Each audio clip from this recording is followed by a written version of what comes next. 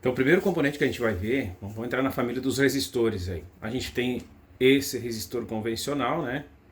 Que a gente viu bastante nas aulas. Tem esse aqui maior.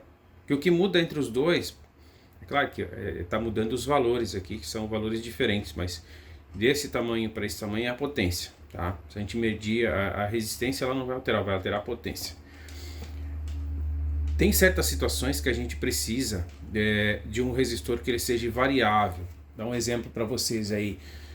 Quando a gente está mudando a tensão da fonte de alimentação ou o ajuste da corrente, quando a gente está aumentando e diminuindo, por exemplo, não sei se alguém de vocês aí vai lembrar do rádio, né, que a gente algum equipamento de som que a gente ainda utilizava o potenciômetro, se bem que muitos são digitais hoje, de pulso, né, mas era muito utilizado e ainda é bastante utilizado o potenciômetro porque ele produz uma resistência variável. Por exemplo, essa resistência aqui é de 4,7K, mas é 4,7K e ela tem só a tolerância que a gente tem que se anter. Se a gente quiser variar ela, a gente vai ter que colocar algumas em série e tirar nos pontos aí aquela diferença de resistência. Mas o que acontece? O potenciômetro, por exemplo, esse aqui é de 10K, ele nos dá a possibilidade da gente variar ele de 0 até praticamente 0, né, a 10K, tá? Então isso para alguns recursos é excelente, algumas aplicações aí que a gente precisa variar a resistência. O que a gente vai fazer agora? Vou mostrar para vocês aí como é que funciona. Mas primeiro vamos botar no papel. A gente tem o resistor convencional, né? Estou fazendo quase um símbolo aí de indutor. E aqui no meio é a saída. Então a gente sempre se atente por padrão, né? Se a gente vai colocar, por exemplo, tirar um sinal que seja um sinal positivo, negativo aqui e positivo aqui. Por que a gente faz isso?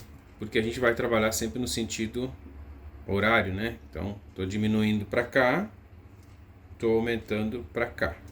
Estou girando nesse sentido, eu estou diminuindo, nesse sentido eu estou aumentando, tá? Então, sinal positivo, até coloquei dois fios aqui, um marrom e um vermelho, para a hora de fazer a experiência, para a gente não se perder também. E no meio é o sinal que sai a saída. Então, quer dizer que, se eu pegar um multímetro, e colocar na escala de resistência, ó, tá na escala de resistência ali, tá aparecendo o símbolo de ohms, e eu colocar nessas pontas aqui, ele tem que aparecer o valor máximo, ó, 9.44. Então ele não dá exatamente os 10K, né? Então tá dando 9.44. Agora, se eu colocar aqui no meio, vou tentar segurar com a mão aqui e girar para vocês verem, ele tá dando quase o máximo, ó. Então, ó, vamos mexer, sentido anti-horário, ele vai diminuindo. Vamos ver se ele zera. Não chegou exatamente a zerar, está dando praticamente 100 ohms, tá?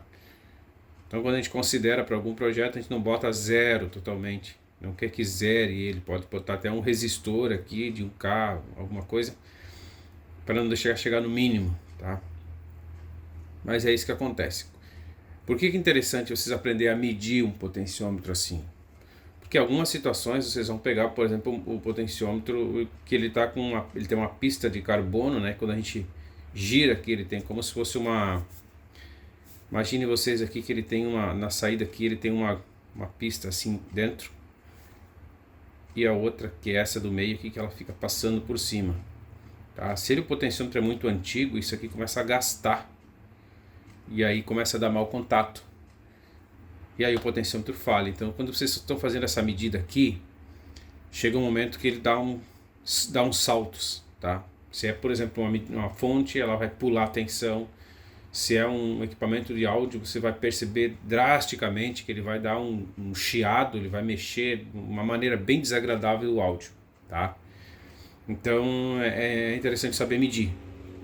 Tá? Então tá, se vocês vão utilizar, por exemplo, um equipamento de escala manual, vocês já verificam a escala máxima utilizando por esse valor aqui, tá? Então esse aqui é 10K, então ele vai de 0 a 10K.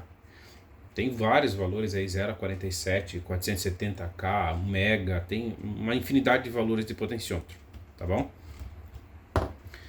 E esse aqui? é um componente semelhante àquele que eu acabei de mostrar, só que a gente chama ele de trim pot. Por quê? Esse aqui é um carinha que a gente vai, a gente solda eles em cima das placas de circuito impresso, que a gente vai fazer um ajuste, por exemplo, para parametrizar o equipamento para ele funcionar. Ajustou, deixou, a gente não mexe mais. Eu tenho um exemplo aqui de uma plaquinha, que mais para frente eu mostro para vocês, que é um conversor. Então o que a gente faz? Que a gente consegue, eu quero ajustar, por exemplo, eu estou aplicando na entrada dele dos 12 volts ou 15 volts, e eu quero que na saída dele tenha 5 volts. Quero fazer experiência na bancada e quero que tenha 5 volts, mesmo que a tensão lá na frente de 12 a 15 volts ela fique variando, tá? Eu tenho que ter 5 volts na saída. Daí eu venho aqui, ajusto ele, meço, né, com o equipamento de medição com multímetro na saída, ajustou 5 volts, pronto, eu não mexo mais. É diferente do potenciômetro antes que, eu preciso mexer novamente, agora eu quero 3.3. Eu vou ali no potenciômetro e ajusto 3.3. Aqui é claro que você está dentro de um gabinete, eu sou obrigado a abrir ele, porque ele é para ficar na placa, ser ajustado uma vez ou poucas vezes e a gente não mexer mais, tá? Mas a ideia é a mesma. Se por exemplo esse aqui é um 103, né? Ó, verifica que tá com a nomenclatura de SMD. Tá 103, seria um 10K. Se eu medir aqui na resistência máxima, tá dando lá 10.53. Pegando uma chave de fenda pequena e ajustar aqui, a gente consegue variar esse valor.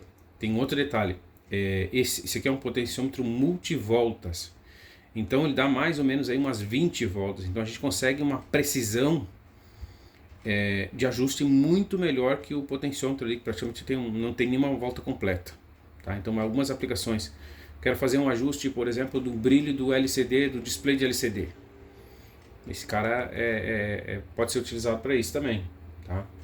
Ou fazer um ajuste fino de algum equipamento que mede temperatura, por exemplo, que tem que medir a entrada do sinal, o ganho. Então são esses componentes que a gente usa, tá bom?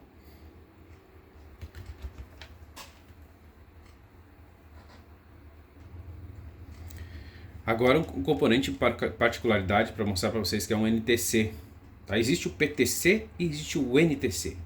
O PTC ele faz mudanças, ele aumenta a resistência conforme a gente vai aplicando temperatura. O NTC tem um coeficiente negativo, então ele vai diminuindo a resistência. Tá? Vejam só aqui, ó. Eu estou medindo um determinado valor, esse NTC aqui é um NTC de 10K. Tá? Então, se eu encostar a mão nele, olha o que acontece. Ele vai diminuindo a resistência à medida que a temperatura vai subindo, tá? Soltei, ele vai aumentando, tá? Então, existe um outro componente ainda, que eu não estou com ele na mão aqui, que é um LDR. Então, para vocês verem, determinadas aplicações têm um componente, mas todos eles estão atrelados em cima da resistência. Esse componente SNTC, ele altera a resistência conforme eu estou alterando a temperatura. O LDR, ele altera conforme eu estou aplicando a iluminação. Tá? Esse aqui é aplicado para controle de temperatura. O LDR, provavelmente vocês devem conhecer muito bem, ele só não sabem onde é que ele é aplicado. Tá? Então, se vocês estiver presenciando aí que está escurecendo e os postes de iluminação pública ligar a luz sozinha, é um LDR que faz isso. Então o projeto da fotocélula do poste, ela é projetado para determinado nível de iluminação ambiente, ele ativar o circuito lá que vai fazer ligar a lâmpada do poste da rua. É um exemplo clássico de utilização do LDR, tá bom?